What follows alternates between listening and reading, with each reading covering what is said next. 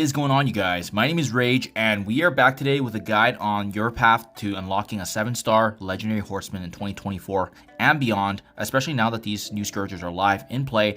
We're here to analyze the different methods that are available, but as well, I'm still seeing, there's quite a bit of confusion right now still in the community on how to unlock the horseman levels, especially folks that are new to the game and have not seen these Scourges or tried them out before. Well, this has just been an abundance of information, so hoping to clarify this for you guys, but as well, provide some resources and analysis so that way you can best prepare for how you want to progress with your account. So as a quick recap here, guys, keep in mind the new 2024 Scourges going indefinitely are officially live in game now. So this is located in Epic campaigns next to the Dark Dimension and Apocalypse Saga. Depending on the shard levels that you have of your legendary horsemen, they're going to be dictating different types of milestones and levels, so that way it does line up with your account. If you don't have these horsemen unlocked, then I think you are in the most advantageous position, as is quite easy to actually get the unlock and beyond. But as well, as you compound, keep in mind these milestones do not refresh. These events are going to be back every 2 weeks, but the milestones do not reset. So however you scored last time, you won't be getting the same compounding of the points for the shards, just because it's a one and done. So you really want to be building up either higher teams of the required teams, or the alternative method, which is attempting the first 4 nodes utilizing higher team strengths but more relevant characters in the game. So guys, having said that, I do want to just give you a quick recap here of the methods I'm talking about. So just before we even dive into the 2 different methods, keep in mind with this infographic, it essentially outlines, how you can go about in unlocking Apocalypse. That's really the reason we're here, right? Unlocking the horsemen and their teams is going to get you one step closer to unlocking Apocalypse. Right now, currently in the game, the second best character of all the tunes that we have available. So the required teams I'm talking about is in the very bottom. So for unlocking Morgan Le Fay in the green there for the Pestilence Scourge, Web Warriors is usually the default team. We have Young Avengers being the go-to for Rogue and the Famine Scourge. Then we have a mixture of heroes as Guardians and Wave 1 Avengers that can be utilized for Gamma, unlocking Red Hulk. And then lastly, Bionic Avengers or Wakandans are also required to unlock Archangel. But what they don't have here is the fact that the first couple of notes for Archangel's Dev Scourge is that you also need minions. So that's definitely another bottleneck that folks may need to consider. But there are overall right now 2 strategies that you can equip yourself with to actually go ahead with this unlock. So first is called the OG method, which is essentially the original first release method with the slight revision, which is building the required Node 5 and Node 10 teams, which is the ones I just listed for you. Typically, if you bring a couple of these characters to Gear Tier 16, level 85, and clear 9 nodes to a full clear, that can get you the job done to unlock the full 7 yellow stars of the Horsemen. Now, obviously here, the downside is you're investing into irrelevant characters and essentially a waste of materials, especially if some of these characters and teams are actually consisting of bio and tech gear. If you've been following the meta, some new teams are coming for bio, being the Hive Mind Symbiote team, and we just had Pegasus getting released here utilizing tech. So you essentially be double dipping resources that you don't need to, especially if you want to invest in teams that are more relevant and newer to the game and therefore have longer staying value for your account. Overall, for this OG method, if you're going ahead with it, you can achieve the 7-star by going through difficulty 8 with a large number of Scourges activated, but thankfully not all of them. Now we have method number 2, which I actually like to refer to as the skip method. The skip method does not actually require the node 5 and 10 teams. Essentially, it's only the first 4 nodes that you actually need to focus on, so you can skip them essentially. You are going to be investing in significantly relevant characters and newer teams that are available right now. So obviously, they're going to have their value, they're going to have their staying value, and at the end of the day, you'll be able to capitalize on them being newer, statistically being better, and not knowing that you're wasting materials and resources into teams that are still actually useful today. But with the skip method, however, you're going to be pushing to the end of the difficulty here, being difficulty 10, with the majority, or if not all, of the Scourges activated in order to hit that milestone, especially when we're only able to hit the first 4 nodes. The logic is that way you can capitalize on building as big of a team as you can with these characters or required traits, and that way you don't have to do those required nodes 5 and 10, which essentially usually require these required teams that I just referenced here. So those are the 2 main methods, guys. If you're getting confused about them, essentially one is building a fuller roster but of teams that are no longer relevant or out of the meta. And then with the skip method, you are being more efficient and actually going through and having some careful thought about some of these characters that are relevant in the game and making the most out of their value. So obviously, I can understand why there's a big divide, because You know, they're giving us these options, but you really have to make the best decision for your account. So I want to analyze this. I'm always curious, you know, what would this mean in terms of the gold cost output, as well if we're zooming out and analyzing it from apples to apples in terms of what to consider for this investment.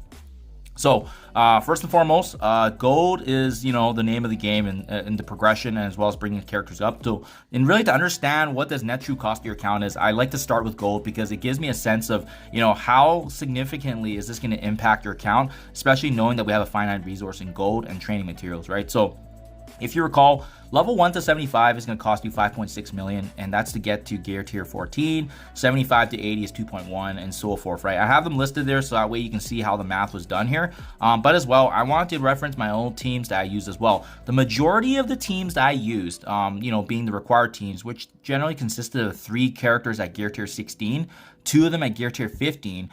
This gave me a relative starting point of 50 million gold investing in each of these teams. This is assuming that you have none of these characters built up. They're all level 1. So that's where the numbers come from. So Web Warriors, bringing them up, if you were to bring in 3 of them to gear tier 16, 2 of them to gear tier 15, it's going to cost about 50 million gold. So we'll use that as a benchmark. You need to build up Web Warriors. You need to build up Young Avengers, Asgardians / Wave 1. You just need 5 good ones, so 50 million gold there. The Minions investment was actually pretty big for me. They're the only ones when I was going through difficulty 8 where I did not need to bring them to gear tier 16. For this, it was just a full team of gear tier 14 and 15s, which saved you a bit there. So it amounted to about 30 million in gold. And then lastly, I typically only focused on Bionic Avengers plus Shuri, so that was also about 50 million in gold. 3 gear tier 16s and 2 15s again. So kind of consistent what we're seeing in all the teal blue here. In summary, guys, bringing up these required teams cost about 280 million in gold. But remember what I said earlier, we're using the really precious bio and tech gear that can also be utilized for the new teams like Hive Mind and Pegasus, which are currently in the meta, and with Hive Mind especially coming at the end of the month there. Now, let's switch and pivot here to the super teams that I referred to earlier. I call them super teams because they're the ones that are going to be relevant, and I tried to summarize this as best as I could, but in order to get gear tier, in order to complete difficulty 10 with the majority of the Scourges on, I'm assuming that more likely than not, most of the characters and teams you'll likely need will be gear tier 17. Again, I'm kind of being a little bit conservative here because I personally have never tried it, but just based on the other content creators, I know Dorky Dad's made some awesome videos on this, and typically his teams have been gear tier 6, 17, and 18, so just be mindful of that. I just wanted to be conservative. If you're bringing up 5 characters to gear tier 17, it's going to be about 65 million in gold, so I wanted to capture as much as I could in terms of the dual traits, and thankfully there's not too many when you're just dealing with the first 2 nodes sections of each of the respective Scourge. So 5 extreme X-Men characters. I know not all of them are farmable, but we're just spitballing here in terms of numbers. If you were to bring them in, they could provide some options for you in terms of the hero and mutant nodes. That's about 65 million. 5 Pegasus members can all be classified as Avenger. And keep in mind, all these characters I just referenced are global, so you'll be able to cover the global trait as well. 5 Gamma, also bio, majority of them being global, another 65 million. And then 5 city characters of your choice, also about 65 million. That's kind of the number we utilize. The Minions, however, is going to get a pretty sizable uptick here because the same success that I had with my Minions in the difficulty 8 utilizing 14 and 15 gear tier, you're likely going to be needing 15 to 16s. Thankfully, again, they're not going to be as highly as needed as the other main teams just because of the way they scale with the Scourge bonus occurring in just the Def Scourge itself. In summary, it's about 310 million in gold total. But the one thing we need to consider here, guys, just to recall that you're going to be needing a lot more teal uniques, especially if you're bringing some of these characters and teams to gear tier 17 and beyond, and especially if some of these materials are actually scarce, right? So just something to be mindful of. But the good news about this one is with this strategy, as I referenced earlier, you're going to be building up some of the most relevant teams in the game, really maximizing the overall value in terms of what you'll be needing, especially when you compare it to the OG method, which is investment into characters and teams no longer in the meta. So a slight uptick there, 280 million if you were to go ahead with the OG method, or north of 310 million if you were to go ahead with the super teams method. So obviously pros and cons for both, but in terms of the gold cost overall, it is pretty similar, so that was very promising to see. But again, with the super teams, I was being pretty conservative because I do feel like there's probably going to need to be some gear tier 18s here and there, but you may be able to capitalize on that because of the fact that many of these teams are very relevant in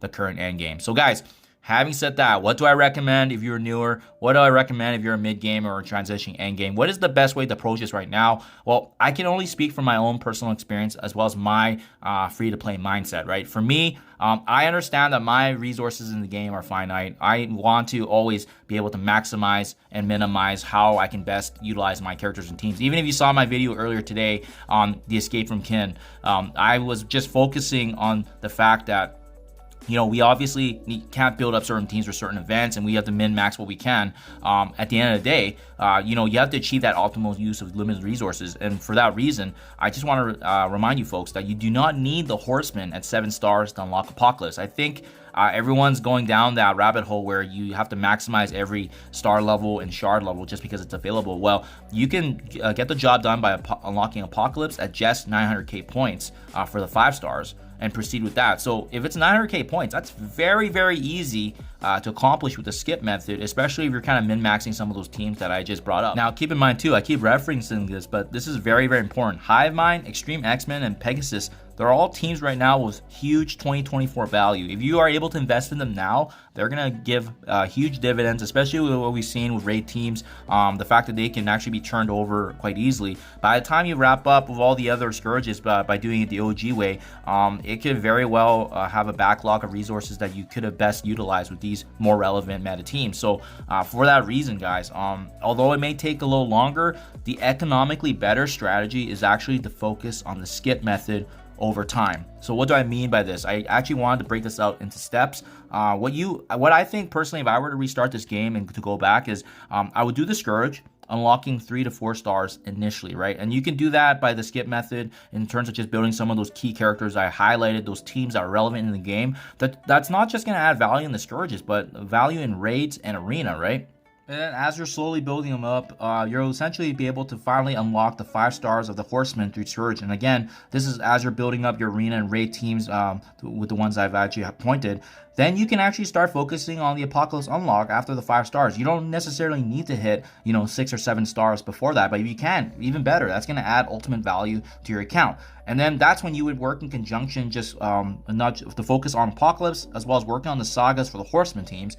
And that eventually, over time, as you're building up everything there that's relevant with the relevant meta teams, the Horseman teams, you're going to eventually hit that 7 stars with Big Apocalypse all in conjunction together. I think this is how the order is going to be likely feasible in terms of just best minimizing and maximizing your resources, and as well as putting your resources into characters and teams that are actually relevant, guys. So I hope this helps. I hope this is able to shed some light. I know other content creators have vocalized as well, but I think it just makes the most sense, especially if you're free to play, especially if you're a light spender. It just doesn't really make sense to pour any additional resources into teams that are, quite frankly, not really useful at all in the game, guys. But having said that, I also want to point out to my resources and guides here, if you have already built up some of these teams, again, this is available in my spreadsheet below under the Apocalypse tab. All the saga guides, all the Scourge guides, and the best teams to utilize. If you already have some of these best teams to use available and you already built them up, by all means, please feel free to use my guides to help you along your way. But if I were to go ahead and, like I said, restart, I would definitely be following the skip method because it makes the most sense. It's just going to pay dividends over the long run, and as well, you're going to be thanking yourself when you know that you actually put gold, resources, training mats into teams that are actually going to be useful right away, and they're going to have staying value.